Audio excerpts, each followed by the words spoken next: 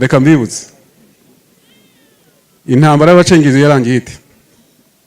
Yarangijwe nande? Yarangijwe n'abaturage. Umunsi abaturage bitandukanye n'abacengezi n'uwo munsi yarangiye, bahise bahunga basubira muri Kongo.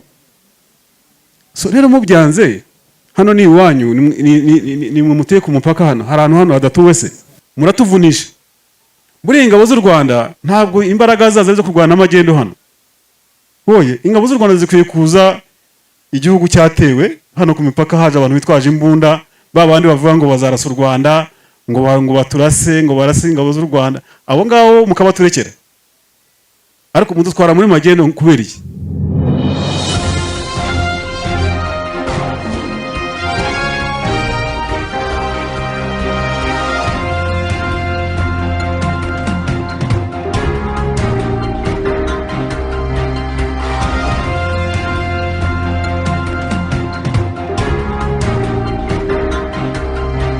Nagira ngo ariko mbanze mbashimire abaturage b'iyi mirenge. Nari mbashimiye ko duhuriye hano, ariko tugenda ahantu henshi, kandi buriya Cyanzarwe ndetse na Rubavu, jewe nk'umuyobozi w'ingabo muri iyi ntara niyo mirenge maze kujyamo kenshi kurusha iyindi.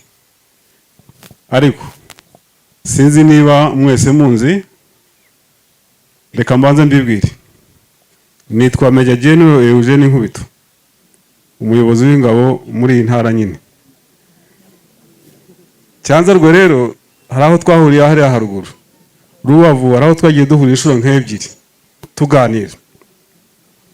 Ariko nagira ngo mbashimire ubwitabire bw'uyu munsi, ngewe nabonye budasanzwe.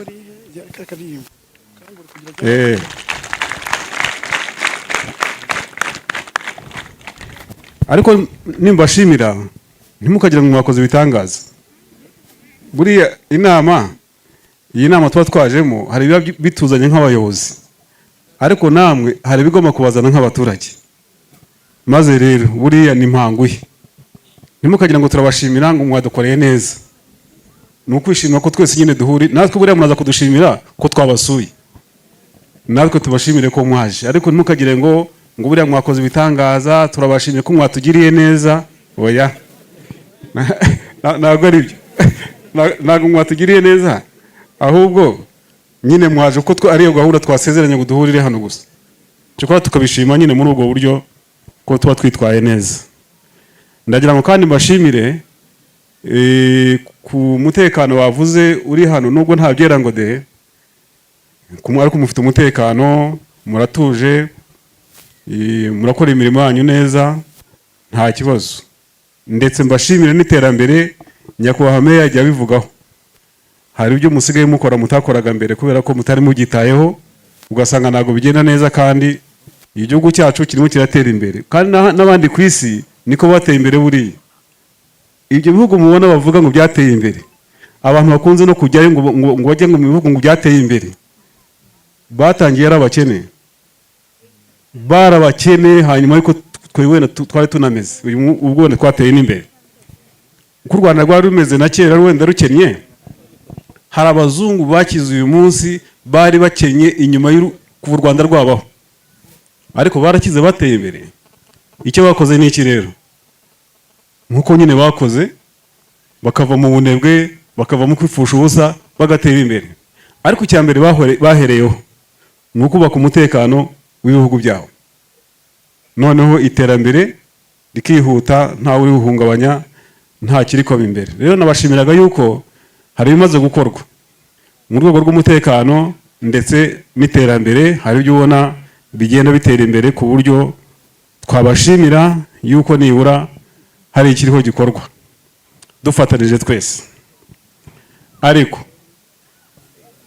uvuze uti, umbajije uti nkuko nabivuze ko umutekano uhora, ariko si niba iki wenda byaba bigaragara uyu munsi twavuga muri iyi mirenge yacu ya Rubavu na Cyanzarwe wenda twakosora kugira ngo umutekano noneho urusheho kugenda neza.